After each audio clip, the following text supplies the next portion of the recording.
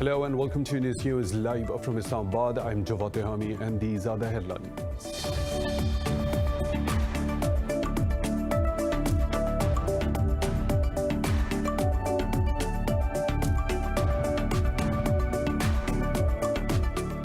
Secretary of State Antony Blinken says the US is probing if the Taliban are at all serious about peace in Afghanistan. Speaking in Paris, Blinken said actions to take the country by force are totally inconsistent with a peaceful resolution. Meanwhile, the Taliban claim to have captured 4 more districts in Afghanistan.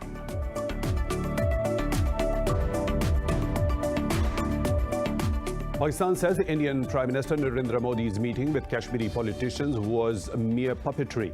In a press briefing, the foreign minister said the all-party conference did not yield any result. Shah Mahmood Qureshi said the Modi regime gave no response to the demand for restoration of the valley's special status. He added that even historically pro-Delhi Kashmiri politicians are now opposing the centre.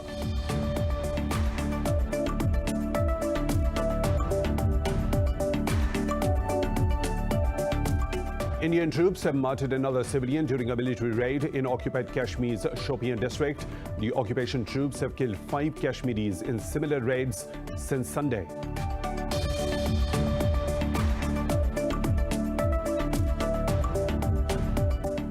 The global number of coronavirus cases has surpassed 180 million, while the death toll has crossed 3.9 million.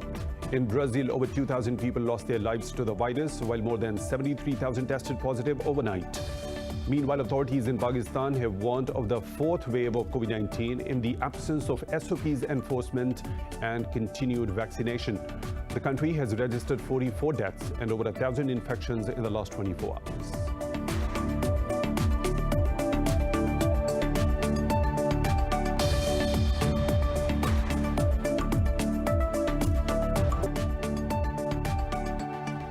Those were the headlines and detailed stories right after a short break. Stay tuned.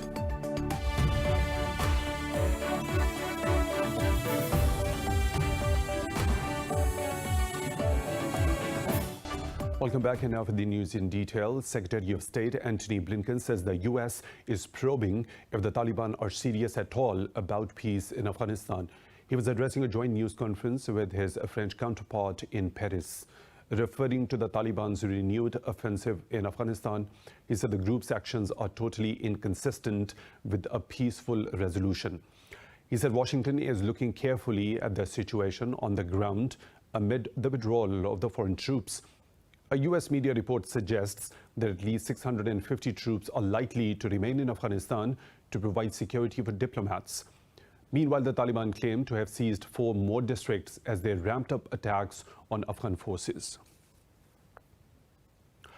US President Joe Biden will meet his Afghan counterpart Ashraf Ghani and chief negotiator Abdullah at the Oval Office today. The two sides will discuss US troops withdrawal amid increased Taliban advances across Afghanistan. White House Deputy Press Secretary says Biden will urge Ghani and Abdullah to be a united front. Secretary Karine Jean-Pierre said he will also reaffirm the US support for a negotiated peace deal. Karine added the president will focus on his commitment to the Afghan people and the security forces. Earlier, Biden said he will relocate Afghan workers who aided US troops to a third country until their visas are processed. Pakistan says Indian Prime Minister Narendra Modi's meeting with Kashmiri politicians was mere puppetry. In a press briefing, Foreign Minister Shah Mahmood Qureshi said the all-party conference did not produce any result. He said the Modi regime gave no response to the demand for the restoration of the valley's special status. He added that even the pro-Delhi Kashmiri politicians are now opposing the centre. Qureshi said Modi's illegal actions in Kashmir have damaged his image within the country as well as at international level. Thursday's meeting was first such political engagement since New Delhi stripped the region of its autonomy in August 2019. Indian troops have martyred another civilian during a military raid in occupied Kashmir's Shopian district. The occupation troops have killed 5 Kashmiris in similar raids since Sunday. Fake encounters and extrajudicial killings of Kashmiris have become a new norm in the region after India revoked its autonomy in August 2019. More than 300 Kashmiris have been martyred since then. In Pakistan, 5 soldiers have been martyred while thwarting a terrorist attack in Balochistan province.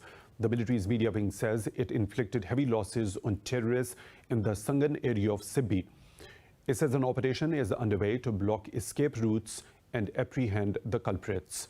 The army said covert acts backed by hostile international agencies cannot sabotage peace in Balochistan. It said the security forces are determined to neutralize nefarious designs of enemies. Russia's Deputy Foreign Minister Sergei Ryabkov has accused Britain and the US of trying to incite a conflict in the Black Sea. Moscow and London have sparred over the incursion of a British Navy ship in waters claimed by Russia.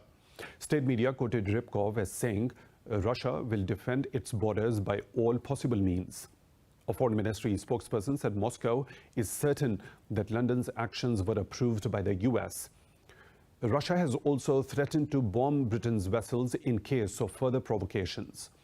Moscow claims it prevented the ship from violating its territorial waters of Crimea on Wednesday. However, British Prime Minister Boris Johnson says his country's warship was acting legally in international waters. Russia has expressed disappointment over the failure of European leaders' agreement on a proposed EU-Moscow summit. The Kremlin said it is still wishful and interested in improving working relations between Moscow and Brussels. Kremlin spokesman Dmitry Peskov said the European position is fragmented, not always consistent, and sometimes unclear. Earlier, the idea of the summit was dropped after Poland and Baltic countries said it would send the wrong message to Russia as East-West ties worsen. Latvia's Prime Minister Krišjānis Kariņš said the EU risked pleasing Russia with the summit after diplomacy has failed to end the conflict in Ukraine. Premiers of Germany and France had given the idea of a summit by saying it would be a dialogue to defend the EU's interests. Russia says it is actively working with the US on the issue of resuming inspections within the framework of the New START Treaty. In a press briefing, Russian Deputy Foreign Minister Sergei Ryabkov said no agreements have been reached so far. He said balanced measures are necessary to ensure the treaty's normal implementation in terms of its verification. Ryabkov said the work on the revival of the treaty's implementation has been ongoing for some time now. However, he said talks are halted at present due to COVID-19 restrictions. Moscow and Washington agreed to extend the treaty for 5 years in January, with only 2 days remaining until its expiration. U.S. Ambassador to Russia John Sullivan has returned to Moscow after Putin-Biden summit in Geneva. In a statement, Sullivan said he is ready to work with Russia for a stable and predictable bilateral relationship. Earlier, in comments to Russian media, the envoy said both powers should be open and frank with each other. Sullivan left Moscow in April, saying he was traveling to Washington for consultations. The Kremlin had suggested that the United States recall him amid a diplomatic crisis between the two countries.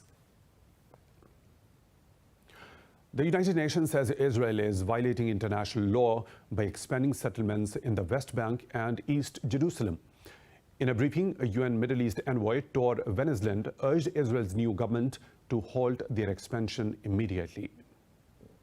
UN Chief Antonio Guterres and Venezuelan reported on the implementation of a Security Council resolution against Israeli settlements. The Mideast envoy said the settlements are a major obstacle to the two-state solution and a just, lasting, and comprehensive peace. Israel has recently approved a plan to add 540 housing units to the Har Homa settlement in East Jerusalem. Meanwhile, in an interview, the Palestinian envoy to the UN, Riyad Mansour, said the rebuilding of Gaza requires a permanent ceasefire. He said it will be difficult to sustain the truce without the involvement of the Mideast Quartet. Earlier, dozens of Israeli settlers forced their way into the Al-Aqsa Mosque complex in East Jerusalem. Moving on to Iraq, where 5 policemen have been killed in a bomb blast in Kirkuk province. Police said the officers were on a patrol when their vehicle hit the explosive device planted by militants. Security forces have cordoned off the area and began a large-scale combing operation. So far, no group has claimed the responsibility for the attack. In recent months, ISIS terrorists have escalated their attacks in the area. The UK has reaffirmed its support for Libya's stability and transition to democracy. Prime Minister Boris Johnson met Libya's interim Prime Minister Abdulhamid Dabeiba in London. According to a Downing Street statement, the two leaders discussed security concerns in Libya. They mulled over the destabilizing presence of foreign fighters and the national elections. Johnson praised the upcoming opening of a Libyan National Oil Corporation hub in London. The leaders resolved to boost bilateral trade and investment. Johnson encouraged Libya to ratify the Paris Agreement and hoped it would attend the upcoming climate summit. The US says it only recognizes President Abdurabu Mansour Hadi's government as legitimate in Yemen. The State Department clarified its special envoy's comments that the US recognizes the Houthis as the legitimate actor. In a series of tweets, the office said Houthis are an integral part of any peace process. However, it said the US remains concerned about their focus on waging war. The office said the rebels are exacerbating the suffering of Yemeni citizens rather than being part of the solution.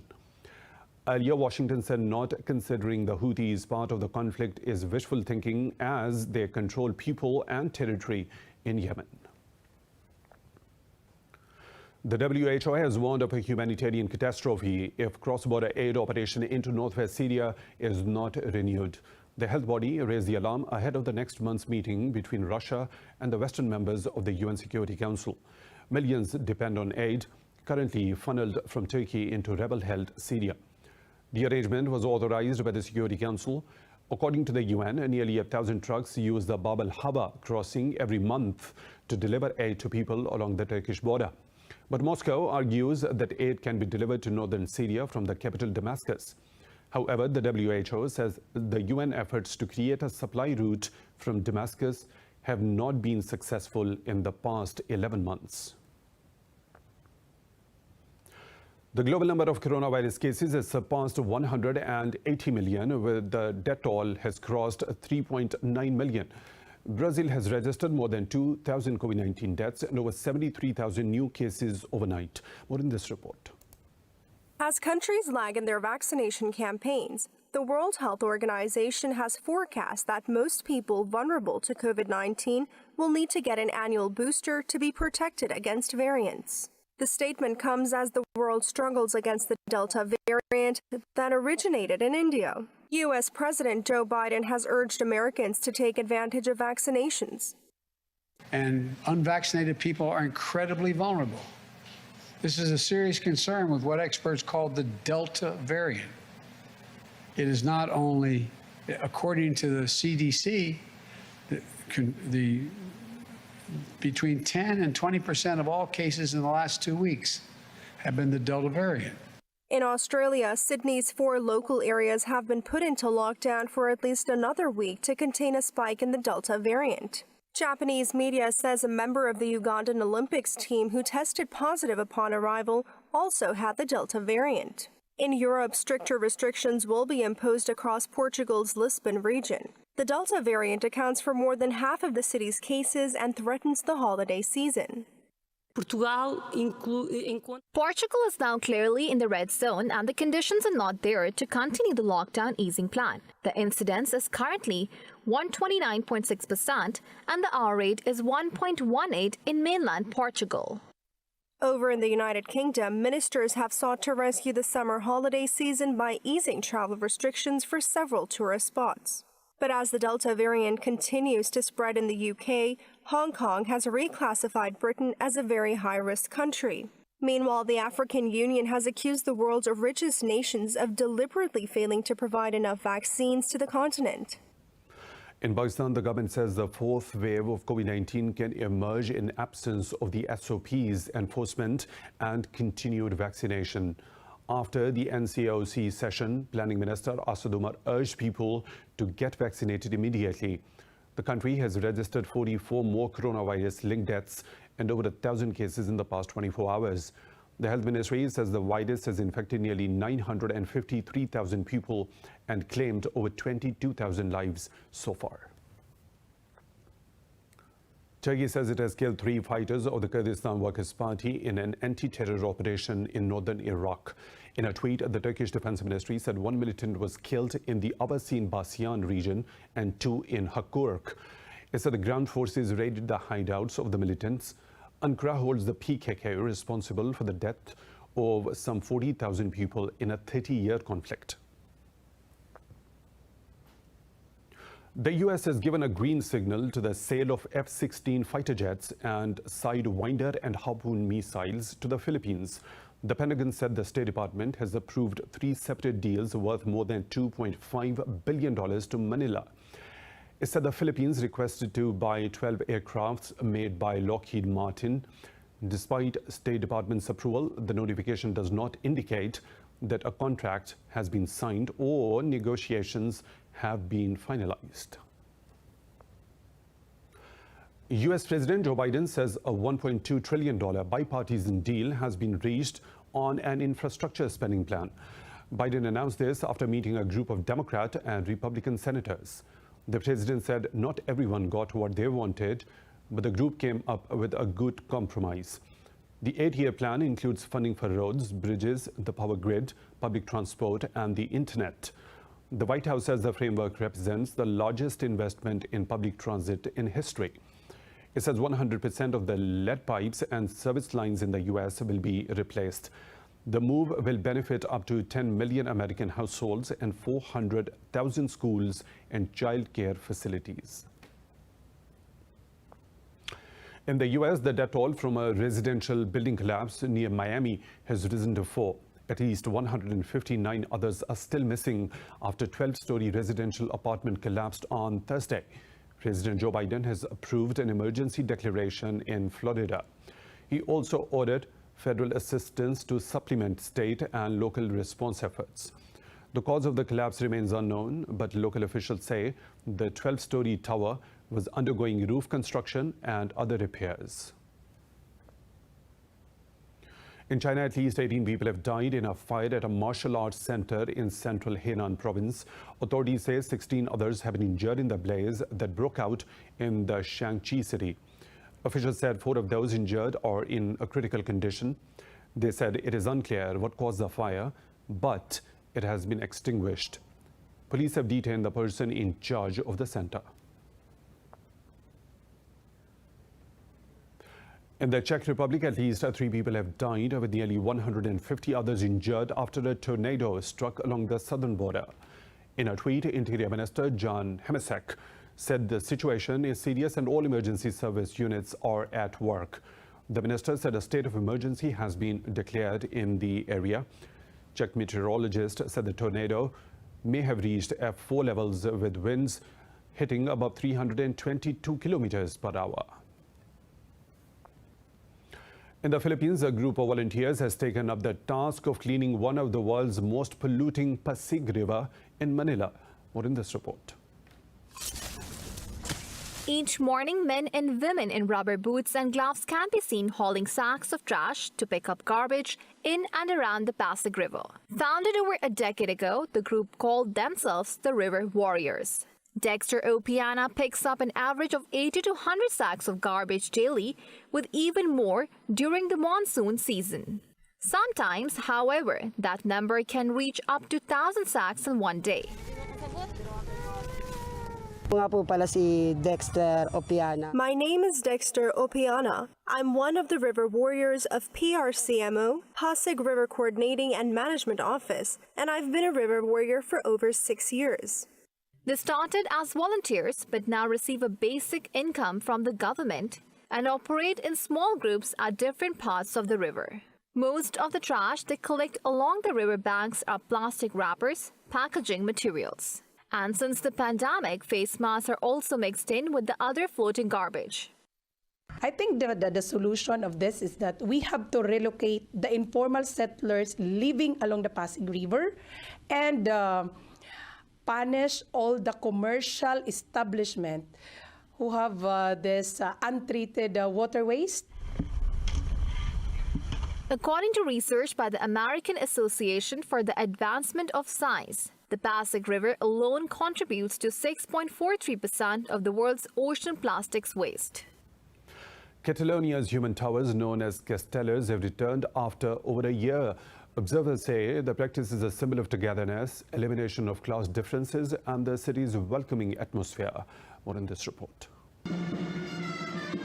There are currently 60 to 70 Castell teams in Catalonia, some of which appear at large biannual competitions in Tarragona. Castells are constructed by Catalans of all ages by stacking on top of each other by climbing backs and shoulders. The most ambitious castells stretch 10 levels high. Each level is the height of a person. For me, this means a lot. Although it's very different from previous years, I feel this excitement of the castles again. I already missed it a lot, and I think we are getting closer and closer to being able to relive it as before. The 200-year-old tradition, which takes place at the festival, requires skill, strength, and most of all, trust to assemble and dismantle the tower. The teams are awarded points based on the height of the towers built. We have had good safety measures. They have done PCR and antigen tests in each rehearsal. All the castellers have been very well monitored. We are really very proud and happy with how well everything has been done. It has been very effective also. The practice was first documented in 1801 as a cultural activity and became a competition in the 1980s. After being declared an intangible cultural heritage by UNESCO in 2010, castells are recognized as having a rich cultural diversity and significance within Catalonia. For some practitioners, building castells is also a demonstration of nationalism. Nearly 6 decades ago, France's prehistoric Lasko caves were made off limits, but now visitors will again be able to tour the site, only this time in virtual reality. More in this report.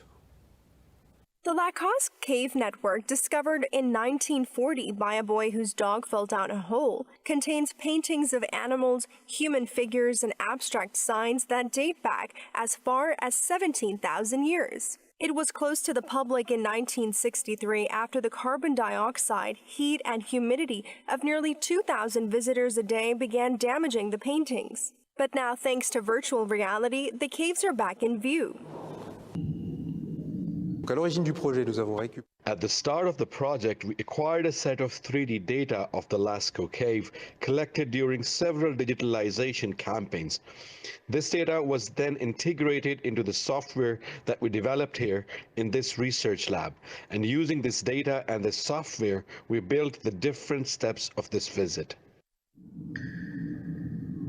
From July 8th, groups of 6 people wearing virtual reality headsets will be able to take a 45-minute tour through the 235-meter-long cave network, dubbed the Sistine Chapel of the prehistoric era. The interest of this visit is to show things that cannot be easily reproduced in a printout, notably 2 sectors that are still unseen by the public. The well sector that is entirely reproduced, and most importantly, the Felines Gallery and the Felines Cabinet, which even when the actual cave was open to the public, no one could access because you needed to find your way through very narrow passages. In 1979, several decorated caves of the Vizierv Valley, including the Lasko Cave, were added to the UNESCO World Heritage Sites list.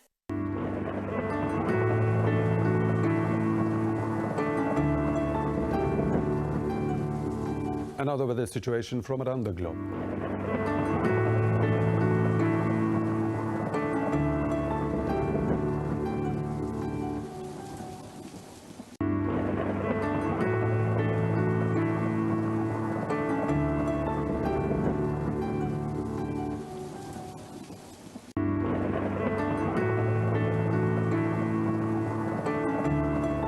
That's all for now. With the latest updates, you can follow us on social media at Indus.News.